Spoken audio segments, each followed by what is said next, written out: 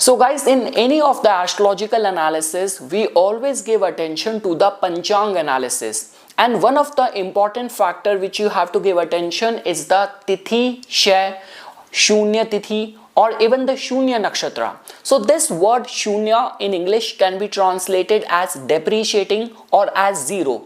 Like you would have seen all those cases where people are born and they acquire lot of the inheritance, lot of the legacy inheritance from their parents, but in their life they end up squandering away or losing all the family wealth. This could be the loss of the reputation, loss of the ancestral wealth. So what all could be the combination for that? So for that you have to give attention to the Panchang, and specifically, is the person born in these alignments? So guys, there are like certain combinations which has been mentioned in our classics. So like for example, when I say the combination for the Shunya Tithi, so someone who is born on a Monday and born on a Ekadashi, so Ekadashi Tithi on a Monday, so this combination is formed because of the combination of the var of the day and the sun placement as well. So if someone is, for example, born on a Monday but on a Ekadashi Tithi,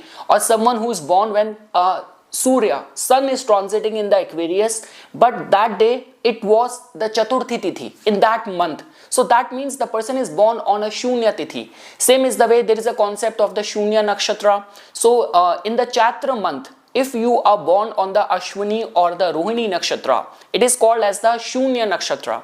Or even the Tithi Kshay, like you are born on a Tithi which like it started after the sunrise and finished before the sunrise, next day's sunrise, then we can say this, that the possibility of like depreciating luck is going to be strong, prominent in the life of this person.